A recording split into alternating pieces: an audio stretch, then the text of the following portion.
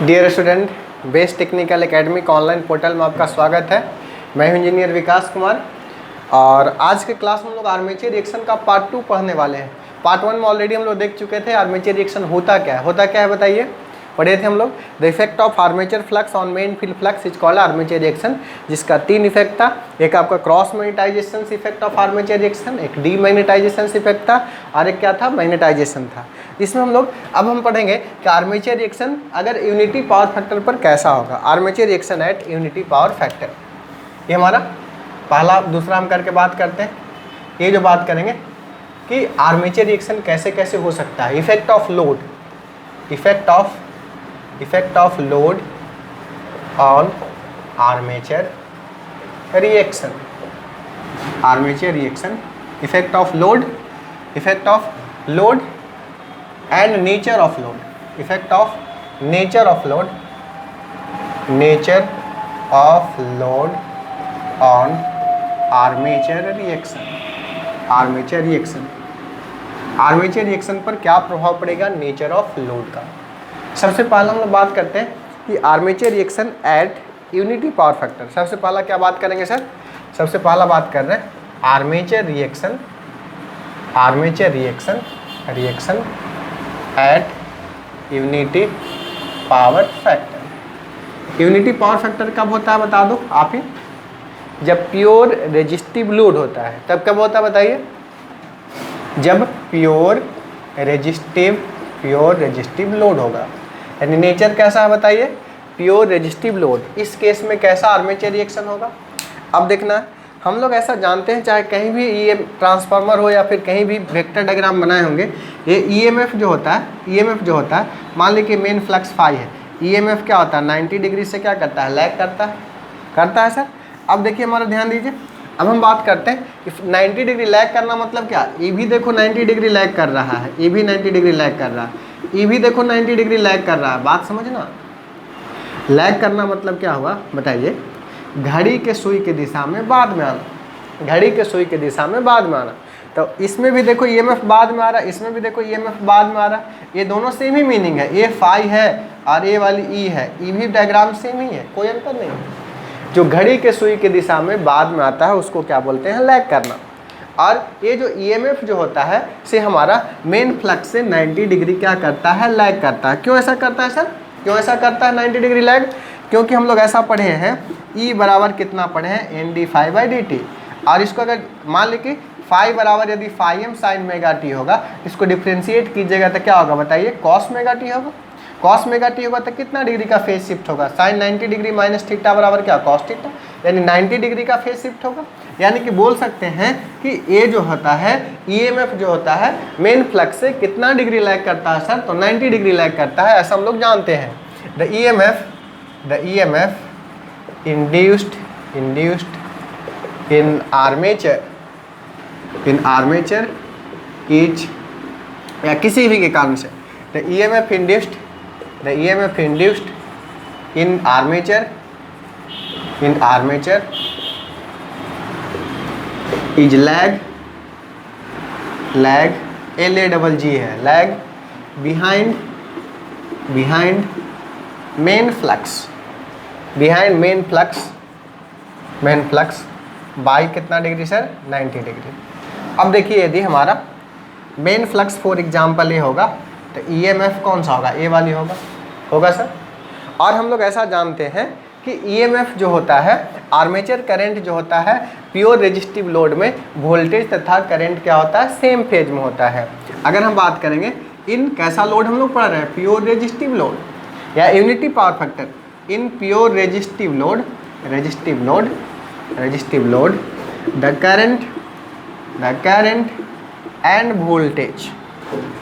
current and voltage are in same phase। कैसा होगा sir? Same phase में होगा। कौन सेम फेज में होगा? तो करंट तथा वोल्टेज दोनों सेम फेज में होगा।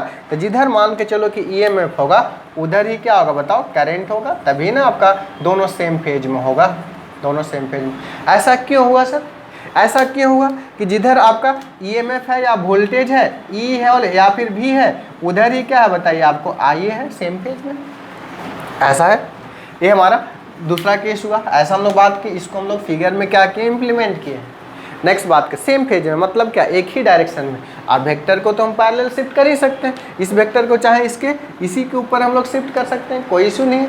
वेक्टर को पैरेलल शिफ्ट करने पर इसका सेहत में कोई अंतर नहीं पड़ता है, इसका सेहत पर कोई परिवर्तन नहीं पड़ता है। जैसा वेक्टर है वैसा ही वेक्टर रहेगा, वेक्टर के सेहत पर कोई अंतर नहीं पड़ेगा। द वैल्यू ऑफ या natures of vector can not be change by parallel shift. अब देखो यहाँ पर करंट होगा, तो इस आर्मेचर करंट के कारण जो फ्लक्स होगा वो हमेशा क्या होता है, आर्मेचर करंट के साथ सेम फेज में होता है। द आर्मेचर फ्लक्स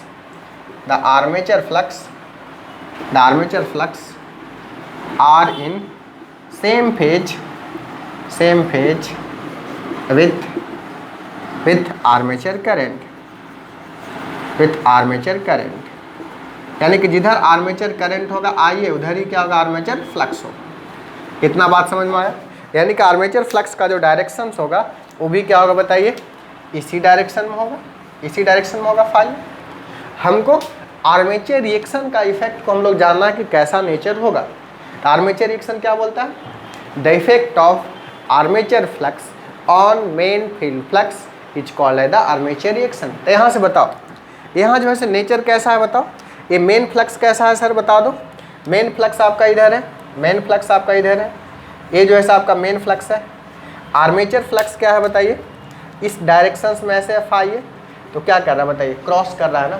कितना डिग्री से क्रॉस कर रहा है, 90 डिग्री से क्रॉस कर रहा है। तो यहाँ अगर प्योर रेजिस्टिव लोड ले तो यहाँ पर इफेक्ट ऑफ आर्मेचर रिएक्शन कैसा होगा, तो cross magnetization effect of armature reaction होगा कि नहीं होगा। तो यहाँ पर अगर हम बात करेंगे, यहाँ पर यदि हम बात करेंगे, here armature flux phi crosses the main flux phi m by कितना degree, 90 degree. So effect of armature reaction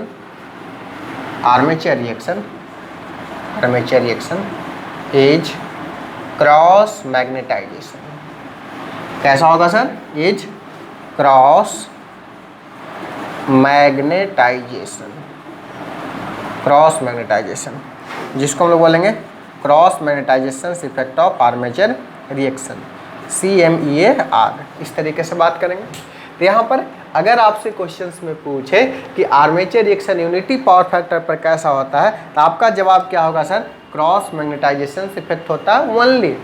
यहाँ पर डीमैग्नेटाइजेशन नहीं होगा, यहाँ पर मैग्नेटाइजेशन नहीं होगा, वनली और वनली क्या होगा, cross magnetization effect of armature reaction. कब, जब प्योरली रेजिस्टिव होगा तब।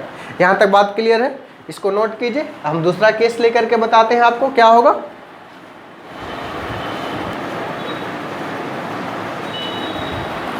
अब हम लोग देखेंगे armature reaction at zero power factor lagging, कि जीरो पावर फैक्टर लैगिंग पर कैसा आर्मेचर रिएक्शन होगा। ये हमारा ZPF, जीरो पावर फैक्टर को क्या बोलते हैं हम लोग सर, ZPF लैगिंग। ये हमारा क्या है बताइए, ZPF लैगिंग बोले armature reaction at zero power factor lagging, या इसको हम लोग बोल सकते हैं प्योर इंडक्टिव लोड। इसको क्या बोलेंगे सर, ये जो है ये क्या है बताइए, प्योर इंडक्टिव लोड। ये क्या है सर बताइए, प्योर इंडक्टिव लोड है। तो प्योर इंडक्टिव लोड हम इसको बोलेंगे, ठीक है। यहाँ तक बात समझ में आया। जब प्योर इंडक्टिव लोड, जिसको हम लोग क्या बोलेंगे, ZPF लैगिंग, इसको हम लोग बोलेंगे जीरो पावर फैक्टर, क्या बोलेंगे हम लोग, लैगिंग बोलेंगे, ठीक है। यहाँ तक बात समझ में आया, zero power factor lagging, armature reaction at zero power factor lagging, जिसको बोले जीरो पावर फैक्टर लैगिंग। देखो जीरो पावर फैक्टर दो चीज़ हो सकता है, एक लैगिंग हो सकता है, क्या लीडिंग हो सकता है। लैगिंग कहने का मतलब इंडक्टिव है, और जीरो कहने का मतलब कि प्योर इंडक्टिव है। लैगिंग कहने का मतलब इंडक्टिव है, और जीरो पावर फैक्टर कहने का मतलब है कि प्योर इंडक्टिव है। लीडिंग कहने का मतलब कैपेसिटिव है, और हमारा जीरो पावर फैक्टर लीडिंग कहने का मतलब प्योर कैपेसिटिव है। तो अभी हम बात कर रहे हैं किसका सर, ZPF लैगिंग का बात कर रहे हैं, जीरो पावर फैक्टर लैगिंग का बात कर रहे हैं। यहाँ तक बात समझ में आया। अब देखते हैं जीरो पावर फैक्टर लैगिंग का कैसा कंसेप्ट है, ध्यान देना, अच्छे से समझना है सर, ठीक है।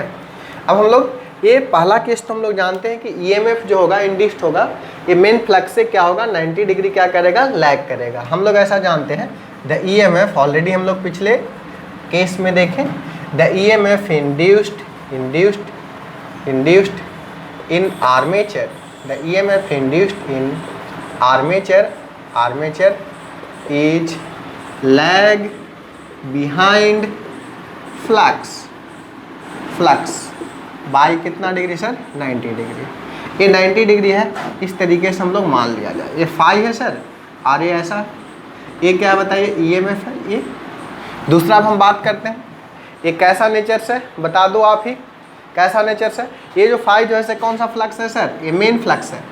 ये फाई कौन सा है बताइए, ये जो है से आपका मेन फ्लक्स है, मेन फ्लक्स है। और ई क्या है बताइए, EMF है। ऐसा समझ गए? कोई, हम आशा करते हैं कि समझने में दिक्कत नहीं हुआ होगा आपको, आसानी से आप समझ गए होंगे। जब आप आसानी से समझ गए हैं तब हम दूसरा केस बात करते हैं। दूसरा केस बात करेंगे, एक कैसा है सर बताइए, प्योर इंडक्टिव लोड। और प्योर इंडक्टिव लोड में बताइए कि करंट तथा वोल्टेज में क्या रिलेशन होता है। आप ही बताइए कि करंट वोल्टेज में क्या रिलेशन होता है। करंट जो है वोल्टेज से 90 डिग्री लैग करता है। करंट जो है वोल्टेज से 90 डिग्री लैग करता है कि नहीं करता है बताइए। यानी कि हम बात करेंगे इन प्योर इंडक्टिव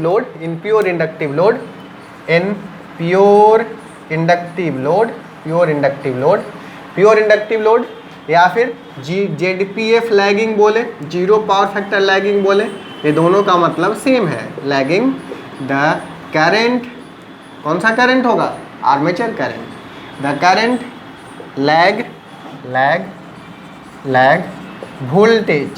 वोल्टेज या फिर EMF बोले, EMF बाई कितना डिग्री सर, एग्जैक्टली कितना degree, 90 degree, by exactly 90 degree. ये आपका फाई में फॉर एग्जाम्पल। तो ये जो होगा करंट जो होगा से कितना डिग्री इससे लैग करेगा बताइए। ये जो E है इससे 90 डिग्री लैग करेगा, मतलब IA किधर रहेगा सर, इधर रहेगा। IA किधर होगा, इधर होगा। ये IA आपका है। अब देखो, और हम लोग तो ऐसा जानते ही हैं IA तथा फाई हमेशा दोनों क्या होता है, सेम फेज में होता है। The current, the armature current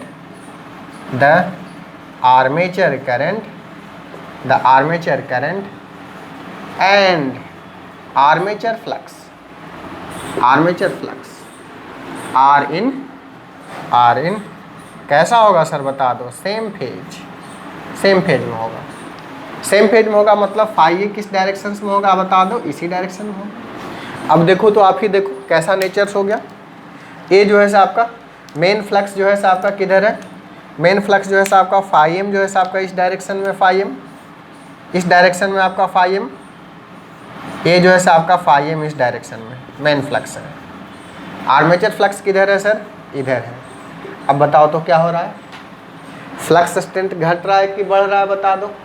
overall flux strength क्या हो रहा है बताइए, घट रहा है ना।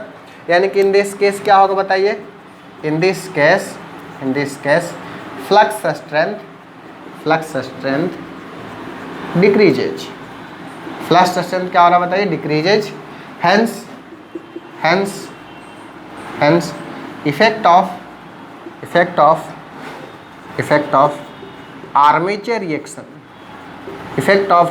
रिएक्शन इज कैसा होगा बता दो, demagnetization. Effect of armature reaction कैसा होगा, डीमैग्नेटाइजेशन होगा। यहाँ तक बात क्लियर हुआ कि नहीं क्लियर हुआ बताइए। In this case flux strength decreases, hence effect of armature reaction कैसा होगा, demagnetization effect of armature reaction होगा। Demagnetization effect of armature reaction को शॉर्ट में बोलेंगे DMEAR। इसका मतलब क्या हुआ, demagnetization effect of armature reaction. इसको आपको ध्यान में रखना है। ऑब्जेक्टिव क्वेश्चन से यहाँ से बहुत पूछता है, कम्पिटिटिव एग्जाम्स में भी, और आपका 20 मार्क्स का ऑब्जेक्टिव सेमेस्टर में आता है, वहाँ भी पूछा जाता है इसका। ठीक है, बात समझ में आया। अब देखिए हमारा ये दूसरा केस देखें। दूसरा केस क्या देखें, यदि हमारा जीरो पावर फैक्टर लैगिंग होगा। जीरो पावर फैक्टर लैगिंग मतलब क्या, प्योर इंडक्टिव लोड होगा। प्योर इंडक्टिव लोड होगा तो ये जो आर्मेचर फ्लक्स होगा मेन फ्लक्स को क्या करेगा, अपोज करेगा। मेन फ्लक्स को अपोज करेगा तो यहाँ पर इफेक्ट ऑफ आर्मेचर रिएक्शन कैसा होगा बताइए, demagnetization effect of armature reaction. Demagnetization कहने का मतलब है कि मेन फ्लक्स के ताकत को क्या करेगा, ये घटा देगा। मेन फ्लक्स स्ट्रेंथ को क्या करेगा, घटा देगा। इसलिए यहाँ पर इफेक्ट ऑफ आर्मेचर रिएक्शन कैसा होगा sir, demagnetization effect of armature reaction. Clear है। अब हम तीसरा केस लेते हैं। तीसरा केस देखो हमारा लेके देखते हैं, इसको पहले आप नोट डाउन कर लीजिए। तीसरा केस लेते हैं हम लोग, क्या है तीसरा केस बोलता है,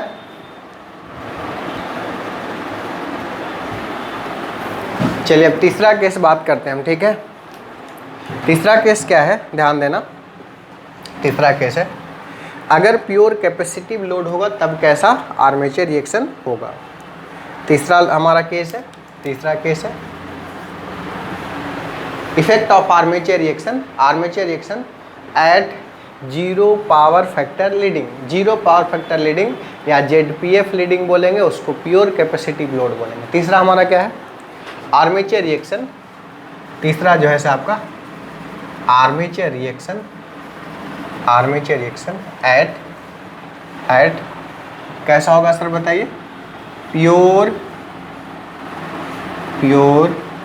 capacitive,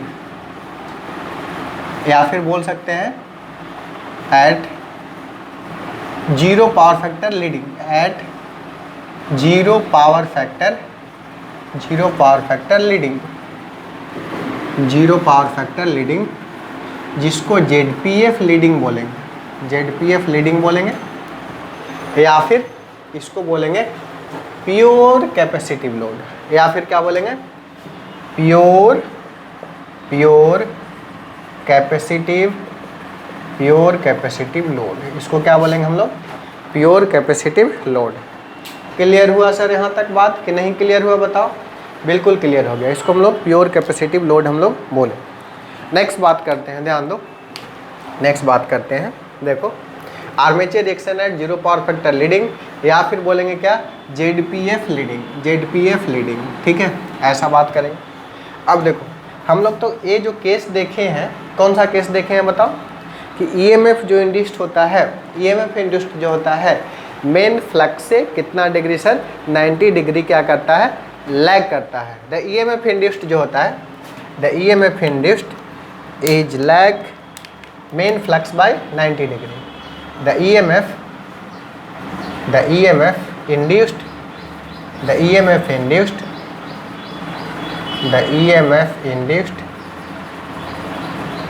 is lag behind main flux by कितना डिग्री बताइए, बाय 90 डिग्री। जैसे कि फॉर एग्जांपल ये आपका मान लीजिए कि EMF होगा, तो ये जो होगा फ्लक्स होगा, सॉरी, तो इससे 90 डिग्री घड़ी के सुई की दिशा में बाद में EMF ये होगा। यहाँ तक क्लियर सर, बिल्कुल क्लियर। अब देखिए कैसा लोड है, प्योर कैपेसिटिव लोड है। अगर हम बात करें प्योर कैपेसिटिव लोड में, तो आप ही बताओ प्योर कैपेसिटिव लोड में क्या पढ़े हो, करंट वोल्टेज में क्या रिलेशन होता है बताओ। तो हमारा अगर हम प्योर कैपेसिटिव लोड का बात करेंगे तो करंट जो होता है वोल्टेज से 90 डिग्री लीड करता है। ऐसा पढ़े हैं कि नहीं पढ़े, बिल्कुल पढ़े सर्किट नेटवर्क में। तो हमारा इन प्योर कैपेसिटिव लोड हम बात करेंगे sir, in pure capacitive load, in pure capacitive load, in pure capacitive load, in pure capacitive load the current lead voltage, current lead voltage by exactly 90 degree. Lead मतलब क्या, घड़ी के सुई की दिशा में पहले EMF इधर है तो इससे लीड करेगा तो इधर हो जाएगा, बताइए ये हो जाएगा क्या, IA हो जाएगा सर। और ऐसा तो हम लोग जानते ही है ना, IA और फाई दोनों क्या होता है, सेम फेज में होता है। The armature current and armature flux lie in same phase. The armature current and armature flux are in same phase में लाई करेगा। सेम फेज में लाई करेगा तो बता दो किधर होगा। ये आई जो होगा से बिल्कुल किधर होगा सर, फाई इधर होगा। यहाँ तक बात बिल्कुल पच रहा है ना पेट में कि नहीं पच रहा है, बताओ। बिल्कुल पचना चाहिए सर। ये हमारा फाई है। नेक्स्ट यदि हम बात करेंगे, अब देखो ध्यान दो, अब ओवरऑल फ्लक्स का बात करते हैं। देखो ये जो है सर आपका क्या है बताओ, मेन फ्लक्स है फाई। ये आर्मेचर फ्लक्स क्या है सर, इसी डायरेक्शन में है आर्मेचर फ्लक्स। ये जो है सर आर्मेचर फ्लक्स क्या है, इसी डायरेक्शन में है। तो ये आर्मेचर फ्लक्स मेन फ्लक्स को क्या कर रहा है, सपोर्ट कर रहा है। तो ओवरऑल फ्लक्स स्ट्रेंथ क्या कर रहा है, इंक्रीज कर रहा है। ओवरऑल फ्लक्स स्ट्रेंथ इंक्रीज करने से फिर क्या होगा बताइए, the overall flux strength, the flux strength, the flux strength, the flux strength of, the flux strength of, flux strength क्या कर रहा है, इंक्रीज कर रहा है, इंक्रीज कर रहा है, इंक्रीज कर रहा है। So effect of, so effect of armature reaction, armature reaction, the effect of armature reaction is कैसा होगा सर, इंक्रीज करना मतलब मैग्नेटाइजेशन की डीमैग्नेटाइजेशन। इज कैसा होगा बताइए, मैग्नेटाइजेशन, मैग्नेटाइजेशन, यानी कि इसको magnetization effect of armature reaction हम लोग बोलेंगे। क्लियर है। देखो यहाँ तक हम लोग पहला बात की, अगर प्योर रेजिस्टिव होगा, अगर प्योर रेजिस्टिव होगा या इन फेज रिलेशनशिप होगा, अगर प्योर रेजिस्टिव होगा तो कैसा इफेक्ट बताएं, क्रॉस मैग्नेटाइजेशन। अगर हमारा प्योर इंडक्टिव होगा, जेडपीएफ लैगिंग होगा, उस दौरान बोले demagnetization effect of armature reaction. अब हम बात किए तीसरा केस कि magnetization effect of armature reaction कब होगा, जब प्योर कैपेसिटिव होगा तब। क्लियर है। तीन केस हम लोग ऑलरेडी डिस्कस कर चुके। और ऐसा भी केस हो सकता है कि दो को मिक्स करके बात करें, आरएल को एक साथ मिला दें, आरसी को एक साथ मिला दें, तो वहाँ एक इफेक्ट नहीं होगा, वहाँ दो इफेक्ट होगा। ठीक है, जो हम देखेंगे अभी जस्ट इसके बाद। इतना नोट करो पहले हम लोग, ध्यान दो।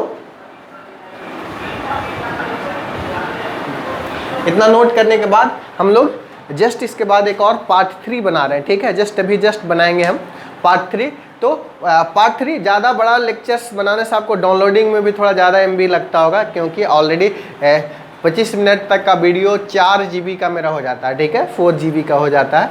तो 4 GB आपको रिड्यूस करके एप्लीकेशंस में जाता होगा, तो लगभग आपका 1 GB, 1.2 GB या फिर 0.9 GB, इस तरीके से 1 GB डेटा खा जाता होगा डाउनलोड करने में। ठीक है, दिखाता होगा MB 4 GB का मेरे पास डेटा को। तो ये आपका लगभग 4 GB है। कितना रिड्यूस करके आपको ऐप में दिखेगा, तो 0.8 यानी 700-800 MB जरूर दिखेगा। ठीक है, तो एक बार में 2-3 वीडियो आप डाउनलोड कर सके। ठीक है, बाकी हम लोग पार्ट 3 में जस्ट अभी बना रहे, तुरंत हम बनाएंगे डिस्कनेक्ट करके, जो कि पार्ट 3 में हम लोग और 2 केस को लेंगे। 2 केस और कौन बचा है, एक रजिस्टर इंडक्टर को मिलाएंगे और एक क्या रजिस्टर कैपेसिटर को मिलाएंगे। सब इफेक्ट को एक साथ हम लोग कंक्लूड करेंगे।